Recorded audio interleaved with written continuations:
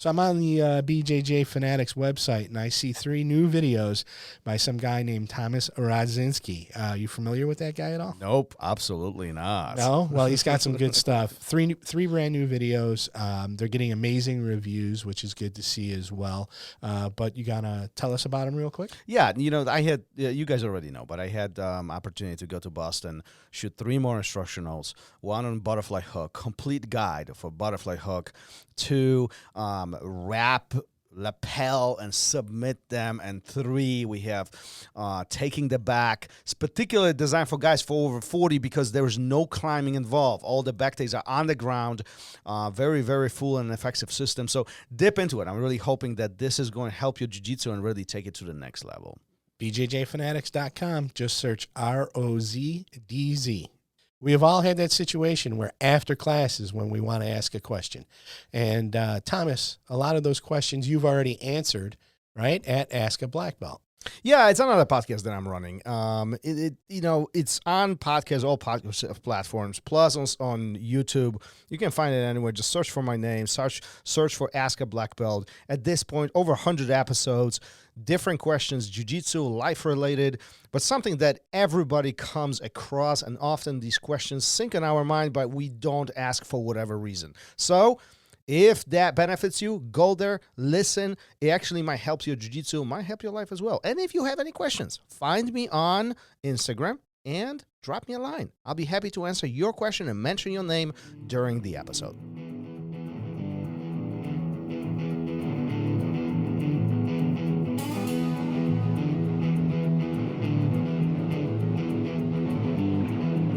Welcome to Raw Radio.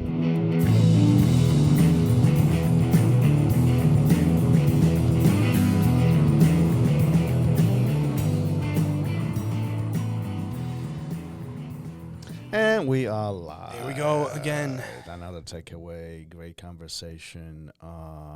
So why are we so hesitant about asking for help? Because we're supposed to know everything. We're supposed to be good at everything. We're supposed to be able to do whatever is necessary. Because if you don't, if you can't, you're stupid, right? At least that's the way we feel. Is that what we teach our kids? Absolutely, on a regular basis. You mean here at the academy? No, in general, just as a. Yeah, I mean, you should know this already. You're old enough. You should know better. All that stuff. I mean, I think it's probably born out of frustration, in a lot of aspects as the parent. But and there's we're finding out over the last few decades all the different ways people learn, right? So when you were a kid, and then 10 years before that, when I was a kid, you were stupid. If you didn't know, you were stupid. If you were reading out loud in class and you couldn't do it as well as everybody else, you got laughed at. You were stupid. And it carried out from that room, it carried out onto the playground. Yeah. Right? I mean, yeah, you think about, okay, true story. True story. You say these things and like stories come into my mind. Yeah. I was in a 3rd grade.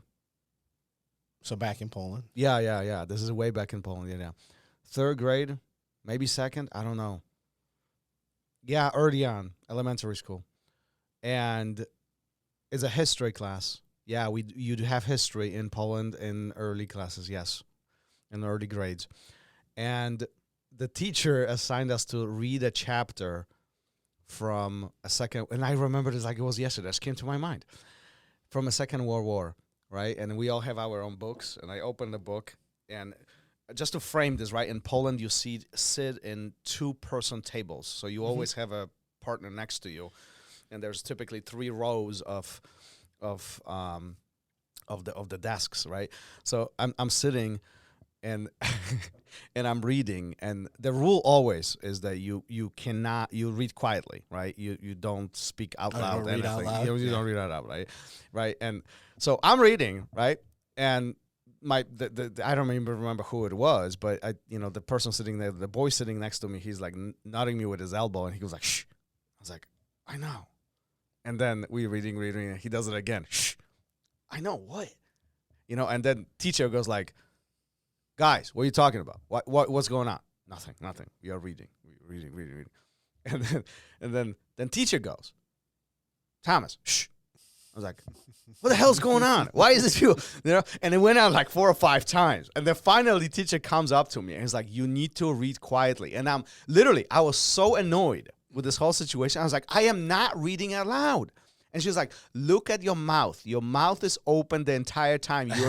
You are reading out loud with a full voice. And I had zero recollection of literally projecting what I was reading. I thought I was reading in my head. True story. Yeah, and right, you probably felt pretty silly afterwards. I felt stupid. Yeah, right. So I think we're afraid to ask for help because of that. I know. To this day, you know, I told you the other day, man. I got like all these plates spinning. I'm not accomplishing anything. I know you didn't understand the spinning plate analogy, but and you were like, "Do you need some help?" And I was like, "No." Right? I just came to you and told you I got all these things going on and I'm not accomplishing any of it, and we have deadlines. Do you need some help? No. No, I got it. You know, okay. So what I did is I was like, I just need to accomplish one thing. Yeah. Set some time aside. And it's not accomplished, but boy, it's way further than it was. And it was like, now, okay, maybe now I got a little traction and I can, but I still, you know, maybe I should go through all these things and be like, hey, can you take this over? Or can we push the date back on this? I'm not ready. And why? It's for that same reason. It's like, I don't want anybody to know I can't, or I'm not there, or I'm not ready, or I'm not capable. Capable is a big one. I'm getting a lot of new responsibilities where I'm going to have to learn a lot. But see, this is like the tricky part of all of this, right? Because we want to do more and we want to do better, all in life in general.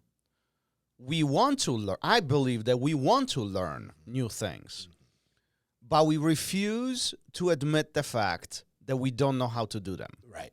Absolutely. It's the biggest point of stupidity, in my opinion. It's weird. It's like oxymoron. Yeah. It's like when you call somebody and you wake them up. They're like, oh, hello. Did I wake you up? No. Yeah, fuck, you woke me up, man. Why are you calling me so early for? Yeah. But we do. You want to be better, but it's scary because you might be embarrassed. Is it that we are embarrassed, or is it that we don't want people to think we are not what they think we are? Well, that's embarrassing. That when you... No, but I'm talking about, but there's two different things how I'm looking at this. One is what people think of us, and the other one is how we think of ourselves. Yeah, I think I don't think you can have one without they other. Are probably a consequence of each other, but I'm saying you got to be like a narcissist to not have one without the other. Well, yeah, no, I get that part, but the I guess my question is, what is our bigger concern? Is what other people think, or what the effect of embarrassment for ourselves? I think it's hard. I think it's, I don't know. I don't know what's more, what carries more weight. Yeah. Right? Not important, but what carries more weight. You know, that's visible on the mat too. Like when you teach classes, like, are you guys good?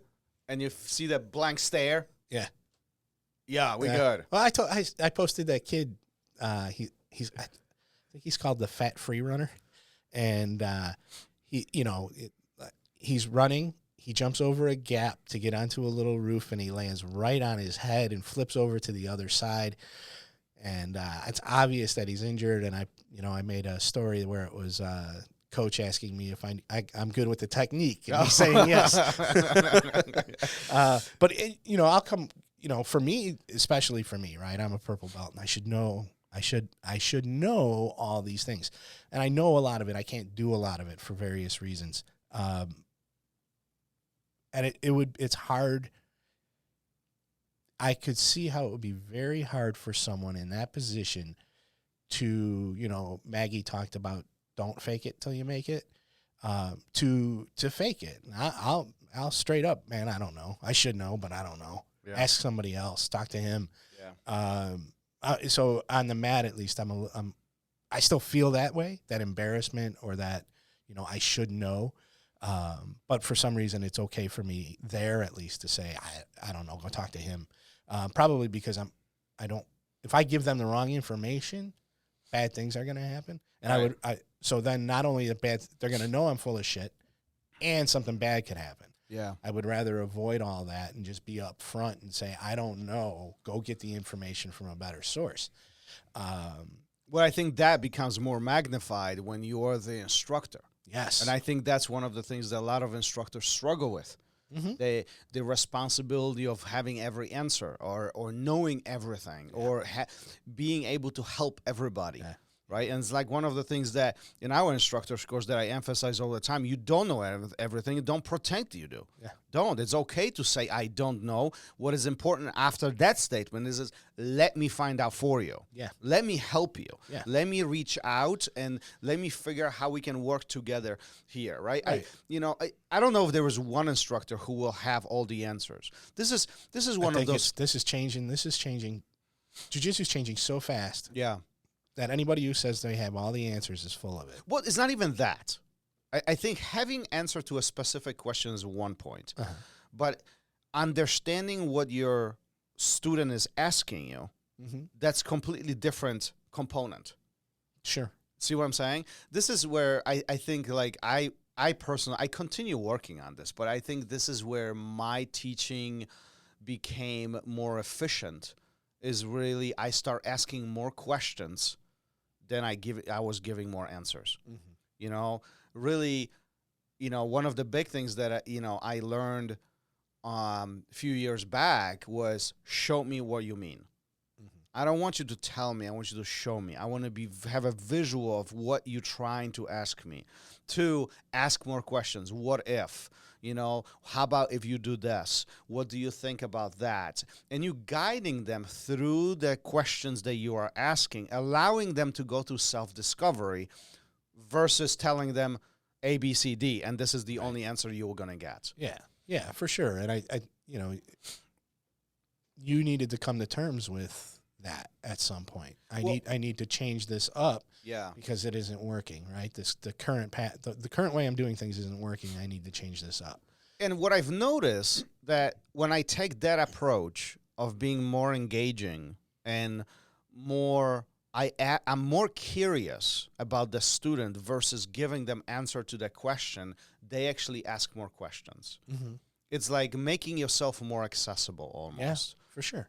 And allowing the student to be vulnerable. Yeah. If anybody tells you to read the book, you're like, I do that. Right. Read the book. It's in the book. Read it. Did you read the book? Yeah. Maybe I have a question. I know it's in the book. Yeah. And I have a question about it, but because of your response, I'm not going to ask the question. You're no longer interested. Yeah. And I no longer look to that person for guidance, really. Anymore, but to get back on the whole asking for help, I just find it very.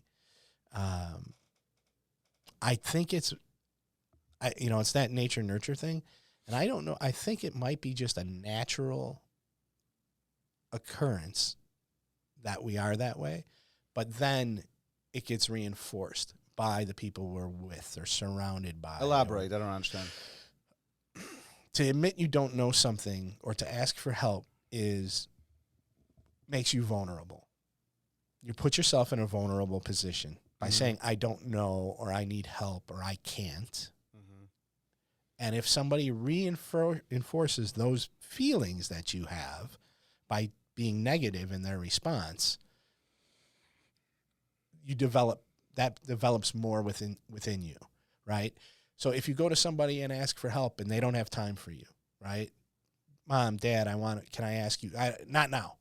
Or you should know. Why don't you know this already? That starts reinforcing how you feel about yourself. And then in high school, that's how you act all the time. You're not going to ask questions. You're not going to be vulnerable. You are capable of more, but you're not putting yourself in a position to be given help because the people you've been going to so far in your life haven't been supporting you. They've been putting you down without even knowing it. They, that tough love. It's not necessarily it's not necessarily intentional, but by default of the actions that they are given to you, you essentially feel like a victim, like a chore, you're not curious anymore to hunt the answers. Right. And if you do have something legit going on where you do genuinely need help, it's going to be really hard to overcome. So at which point, so let me play devil's advocate, as I like to do. At which point do you become independent when you don't ask for help all the time? Because there's the other side of this whole thing. It's being curious and asking for help and educating yourself. That's one thing. But being fully dependent on somebody and asking for them to do things for you, that's the extreme that we're trying to avoid. Yeah. Right? Ultimately, as a parent, as an instructor, as a coach, you want your students, your kids, whoever you talking to, you want them to be curious but independent. Yeah. You want for them to troubleshoot things on their own, resolve problems on their own, with the hope that at some point they won't need you, right? Because we will disappear at some point, in some shape or form, right? So when is this line common in play? At which point asking too many questions is too much, and at which point we continue being curious? I don't know. I don't know whose responsibility it is. Yeah. Is it your responsibility to give that person who's asking the tools? You have to give them all the tools in order for them to do it. Yeah. Right. And then they can go ahead and do it on their own. My daughter had to do a research project on someone. She's 10 years old. Man, Maddie's 10? Yeah. Damn. She's doing it. Didn't occur to me until you said that. She's old. Damn. So she's got to do this research project, and she's 10, and she's never done one before. And she can go online, and look up the person's name and write down everything in the Wikipedia page or whatever other page she was, looking at. But that's not a research project. That's just that's stealing. It's you're just regurgitating something else. Or you can tell her, well, okay, so this person did A, B, and C. Well, let's dig a little deeper. Why did they do A, B, and C? And so she could come up with something original, present it in a new way, rather than just writing down the sentence that she's reading on whatever wherever Google took her. So now she has, the next time it comes up, she'll have a different approach. Yeah. And you just got to keep giving them tools, and they'll fail. They'll fall down. But if you gave them the tools, they can get back up and try again. It's when you don't give them the tools and they fail, then they really feel like a failure. How many people have lived their lives feeling like a failure, feeling like a disappointment, when in fact they've been let down by the people that were supposed to help them out through life. Yeah. Well, I think that's the big message here, is that we are trying to make ourselves accessible to teach the student and give them the tools to solve problems on their own without giving them the actual answer. Right? Allow them to explore, allow them to research, allow them to study, educate themselves, make mistakes, and figure out the answers in a way by guidance of yours. Not necessary to give them answers. If you give them answers, all the other things disappear, and they are not learning how to troubleshoot by themselves. And that's the hard part. Yeah, it is. It's difficult. You can find out, you need to learn how to do that yourself as a parent, as a coach, instructor, teacher, whatever. I think the best teachers are always the most engaging teachers. The teachers that tell you, again, read the book. It's all the information's in there. Do you want to learn from that person? And then how does that make you feel when they dismiss you? Because you, as a kid, especially, when you might have something that is actually pretty silly that you should be able to handle on your own already, but when you put yourself in that vulnerable position and they dismiss you, well, then you're never going to go back and ask again. Yeah, well, this is what I'm saying. Yes, it's hard. It's hard to make sure that you're I don't think it's that hard. You just got to look at it from maybe their point of view.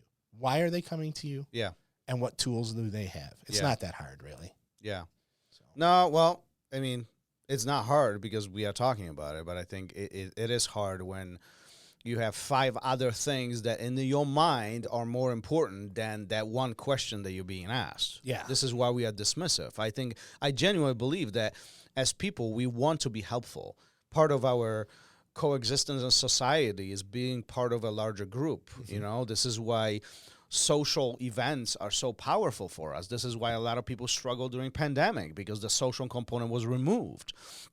So being social, being involved, being connected is important to us. Being helpful. Think about it. People want to help by nature. They might not be capable of helping. Mm-hmm. They might not have time to help, but they want to help. They always do. I think the flip side of all of this is that when we are, trying to be helpful, but we're doing it in a wrong way, and we're doing it not consciously, this is where the damage is getting created. Yeah. So somebody comes to you and you say, you should know this right now. You're not doing it because you don't want to help. Or why are you wasting your time? Why are you wasting your time? You're not doing this because you don't want to help. You're doing this because your priorities are very different than the person who's asking you. And I think that is the very tricky question for a very tricky situation for a lot of instructors, on the mat. Put yourself in somebody else's mindset. Well, that's the thing, And I think that'll probably help you help them. This is why a lot of not successful, phenomenal training instructors or a lot of, coaches are the ones who are willing to get down to the eye level, get down to the weeds, troubleshoot, figure stuff out, not do it for them, but set the path for them to figure it out, are really, really, bringing you can see the fruits of their labor. Yeah, absolutely. As the students, whatever, jiu-jitsu or non-jiu-jitsu, as the students in general, as they continue growing and, they continue flourishing, if you will. Yeah. And I think anybody who's been around for a while and is going to start instructing or is just helping somebody on the mat because that's their training partner and they're new, remember that white belt language. They don't know what you're talking about. That's I think carry that over. We talked recently. You said something. We were writing something up, and you were like, you said you didn't remember where you read it or who told you, but it should be written, and you should be able to give it to a 5-year-old for them to understand. And if they can, I hear that all the time. Talk to me like I'm 5. Tell it to me like I'm 5, right? Because you can really make it simple. And I think when you make it simple, it takes them out of that vulnerable spot, right? Mm-hmm. It's like, oh, I can learn this. I do. You're right. I should have, and then there's that connection, and they're going to come back for more, and they're not going to be afraid to ask for help. Yeah, I just literally recently I recorded a little question that I had sent to me for the other podcast, for Ask a Black Belt podcast, but it was, don't be a coach. When are you helpful to your partner, and when you are doing too much damage, and sure. when you should be seeking help. Yeah. You see what I'm saying? And I touched on that a lot early on here. Yeah. I was like, I don't know, go ask him. Well, that's the thing. Yeah. Like, I think it's, there's a huge value. And listen to the whole episode because I go on really into detail or try to be helpful for that, because there's a common occurrence, when the two same level individuals are trying to troubleshoot with each other, and that exchange, it's critical to their progress. But at some point, they should be seeking help of somebody who's more knowledgeable, whether that's an instructor or a higher ranking individual, to help them, guide them into the direction they need to go. Yeah, for sure. You shouldn't have all the answers. You don't have all the answers. No, acknowledge that, seek help, be hungry for more information, and then explore the path your own way. And you will be surprised how much benefits you can really gain from that process, especially if you do this consistently over, a longer period of time. Yeah, I think that's great advice. And also, if that person that you go to makes you feel silly or stupid, go find somebody else. Don't be afraid to continue asking. Yeah. Don't ask them. Yeah. Go find somebody else. Yeah. All right. Yeah. It's a deep topic, man. We could talk about this for a long time, but I think it was a great conversation with Maggie. What a great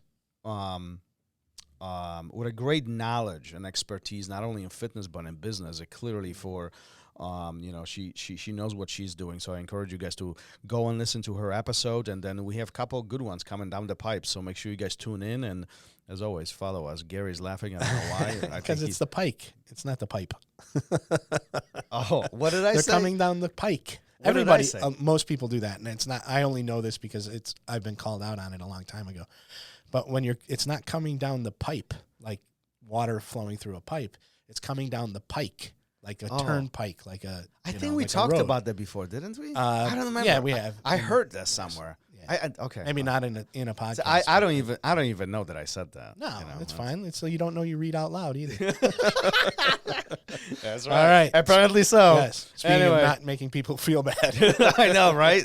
I'm not coming to you for your help. Gentle ribbing is good. Gentle ribbing is good. All right, are we done here? Later. All right, peace. Peace.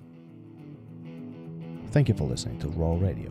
If you enjoyed the show, don't forget to leave us a review and help us make the show even more amazing. For future episodes, check out our website and follow us on all major podcast platforms. Take care.